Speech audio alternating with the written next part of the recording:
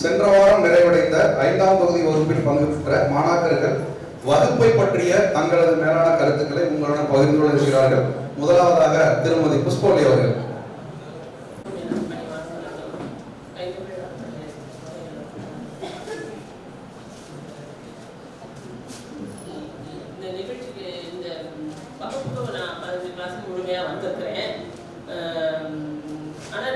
படிக்கணும்னா கொஞ்சம் சந்தேகத்தோடு தான் வந்தேன்.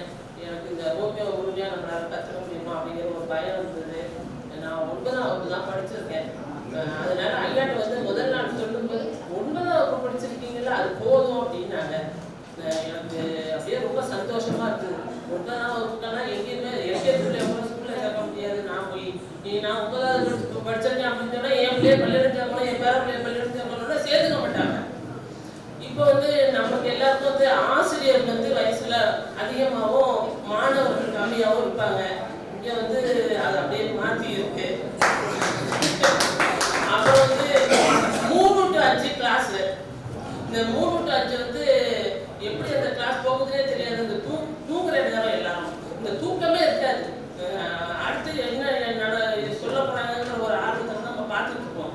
இந்த ஃபர்ஸ்ட் கிளாஸ் வரையும் கடைசி கிளாஸ் வரையுமே ஐயா வந்து எப்படி சொல்றது, அம்மாவுக்கு தான் ஆயிரம் நன்றி சொல்றோம்னாங்க. எவ்வளோ வந்து நம்மளுக்கு வந்து உதவி செய்யறாங்க. நம்மளாம் உதவி செய்யறோம். எப்படி செய்யறோம் அப்படின்னா, நம்ம குடும்பம், நம்ம உறவுகள், நம்ம நண்பர்கள், நம்ம சுற்றுவட்டாரம், அவ்வளவுதான். எங்க இருந்தோ வந்து நம்மளுக்கு வந்து இப்படி செய்யறாங்க அப்படின்னா, இதே மாதிரி இன்னொரு இடத்துல செய்யறாங்க அப்படின்னு நான் சொன்னா, இல்லைங்க அதுல ஏதோ ஒரு உள்நோக்கம் இருக்குங்க, சும்மா அவங்க செய்ய மாட்டாங்க அப்படின்னு நானே சொல்லுவேன். அதெல்லாம் கொஞ்சம் அவருக்கு அதெல்லாம் தடுத்து தெரிஞ்சுட்டாரு ஐயா. எங்க இருந்தோ வந்து நம்மளுக்கு வந்து இவ்வளவு சொல்றாரு அப்படின்னா, இதெல்லாம் சான்ஸே இல்லைங்க. எப்படி சொல்றதுன்னு எனக்கு தெரியல. ஏதாவது வாழ்த்த வயதிலே இருந்தார்கள், எனக்கு வயது இருக்கிறது, வார்த்தைகள் தான் இல்லை, எப்படி சொல்றது அப்படின்னு. நம்மளுக்கு இப்போ வந்து 2004 வந்து நான் ஓவியம் எடுத்துக்கிட்டேன். இந்த பயிற்சிக்கு வர்றதுக்கு எங்களுக்கு முதல்ல ஏற்பாடு செஞ்சு தந்தது வந்து எங்க திருமாவளவன் ஐயா. அவங்களுக்கு ரொம்ப நல்ல கடன்பட்டுக்கிறோம். 2004 போய் மூலிகை பயிற்சி நான் கற்றுக்கிட்டேன். அதுக்கு அப்புறம் வந்து வீட்டுக்காரர் இறந்ததுக்கு அப்புறம் எனக்கு அதுவே வந்து சம்பாதிக்கணும், அதை வச்சுதான் என் பிள்ளைகளை பார்க்கணுங்கிற ஒரு நிலைமை எனக்கு ஏற்பட்டுச்சு. அப்போ பாருங்க, பிள்ளைகளும் சம்பாதிக்க ஆரம்பிச்சுட்டாங்க. அது வந்து தன்னம்பிக்கையை கொடுத்தது.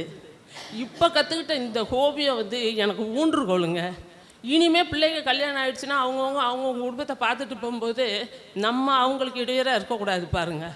அப்போ வந்து இதை வச்சுட்டு இதில் இன்னும் நான் நிறையா படிக்கணும், இன்னொரு 10 வருஷமாவது ஓட்டணும்ல அப்படின்னு நான் நினச்சிக்கிட்டு இருக்கேன். இறைவன் என்ன நினச்சிக்கிட்டு இருக்கான்னு தெரியாது. அந்த 10 வருஷமும் நம்ம வந்து மற்றவங்களுக்கு உதவியாகவே வாழ்ந்துட்டு போயிடணும். எங்கே இருந்தோ வந்து ஐயா நமக்கு செஞ்சாங்கல்ல, அது 10ல் ஒரு பகுதியாக நம்மளும் செய்யணும்ல அப்படிங்கிறது தான் என்னோடய சிந்தனை. அப்பா வந்து ரொம்ப நல்லவர், ரொம்ப எல்லாருக்கும் தர்மம் பண்ணவர். எங்கள் அப்பா அவரோட பிள்ளைன்னு நான் சொல்லும்போது ஐயோ அவரோட பிள்ளையான்னு கேட்பாங்க. எனக்கு மனசு உறுத்தும். நம்ம அந்த மாதிரிலாம் ஒன்றுமே செய்யலை. பொருளாதாரத்தில் நான் ரொம்ப பின்னடைவு, ஆனால் தன்னம்பிக்கையில் பெரிய ஆள். நான் பாரதியோட கனவு மெய்ப்பட வேண்டும் பாரதி, அந்த கனவை நினைவாக்கியவர் எங்கள் ஐயா. அதே மாதிரி வீழ்வேன் என்று நினைத்தாயங்கிறது என்னோட வரிகள். எனக்கு எதுக்கு தன்னம்பிக்கை, நம்ம தன்னம்பிக்கையோடு வாழ்கிற நமக்கு உழைக்கணும். எனக்கு உழைக்க முடியுங்க. இன்றைக்கும் 4 வீட்டில் வேலை செஞ்சு 10,000 ரூபா சம்பாரிச்சிட முடியும். அந்த அளவுக்கு எனக்கு வந்து ஹார்ட் ஒர்க்கர் தான் நான். ஆனாலும் சமுதாயத்தில் பணம் இல்லைன்னா ரொம்ப பின்னாடி அடைய வேண்டியது இருக்குது, ரொம்ப மன கஷ்டத்தை அடைய வேண்டியது இருக்குது. அதெல்லாம் வந்து மாறி நம்மளும் என்ன தெருவில் கேட்கும், ஆண்டி எங்கே போகிறீங்க, கிளாஸுக்கு போகிறேன் அப்படின்னு சொன்னால் ஒரே சிரிப்பு எல்லாருக்கும். என்ன கிளாஸுக்கு போகிறீங்களா, ரிட்டையர்மெண்ட் வயசில் கிளாஸுக்கு போகிறீங்களா அப்படின்னு என்ன எல்லோரும் கேட்பாங்க. அதெல்லாம் இனிமேல் என்னங்க இருக்குது, வாழ்க்கையில் நம்ம தண்ணீரை அடைஞ்சிட்டோங்கிற ஒரு தன்னம்பிக்கையும் தைரியமும் எனக்கு சந்தோஷமும் வந்தாச்சு. இதுலேருந்து நம்ம மேலும் மேலும் இன்னும் நிறையா கற்றுக்கணும். ஐயா வகுப்பு நடத்தினதெல்லாம் வந்து சொல்கிறதுக்கு எனக்கு தெரியல. நான் ஏன்னா அந்த அளவுக்கு எவ்வளவு நல்லா சொல்லி கொடுக்கணுமோ அந்த அளவுக்கு அவங்க சொல்லி கொடுத்தாங்க.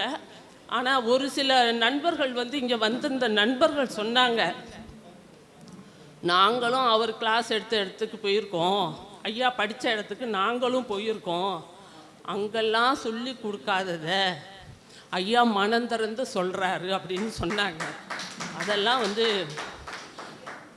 பெரிய வாய்ப்பே இல்லை. நம்மளுக்கு வந்து சும்மா கிடந்த நம்மளை கூப்பிட்டு உன் வயசு பற்றி பேச வேண்டாம், கல்வி தகுதியும் வேண்டாம், கற்றுக்கணுன்னு ஆர்வம் இருந்தால் வான்னு. இந்த பெருந்தன்மையான மனசுக்கு நம்ம என்ன செய்ய போகிறோன்னே தெரியலைங்க ஐயா.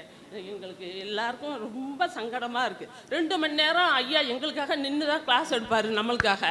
அதுக்கப்புறம் 5 to 7க்கு அடுத்த பேட்ச் வந்து நிற்பாங்க ரெடியாக.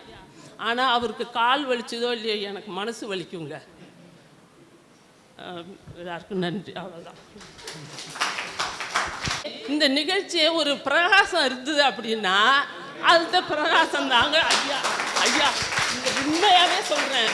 ஒரு ஒரு ஒரு நிகழ்ச்சிக்கு ஒளின்னு சொல்லுவாங்க, அந்த ஒளி இவர் தாங்க. நன்றி ஐயா, நன்றி. நன்றி. வயது இருக்குது, வார்த்தை இல்லைன்னாங்க. இதை விடவா வார்த்தைகள் வேணும்? இந்த ஒரு டிஷ்யூம்னு ஒரு தமிழ் படம் வந்துச்சு, அதில் ஒரு பாடல் இருக்குது, பந்தி வச்ச வீட்டுக்காரி பாத்திரித்த கழுவிட்டு பட்டினியா கிடப்பாளே, அது போல். அது மாதிரி அன்புக்கு வந்து வார்த்தைகளில் எல்லா நேரத்துலையும் உங்களால் சொல்லிட முடியாது. அதனால் வார்த்தைகள் குறைவாக இருக்கிறத பற்றி எங்களுக்கு ரொம்ப நல்லது தான். நேரம் குறைவாக நீங்கள் உரையை முடிச்சிருவீங்கல்ல, அதுக்காக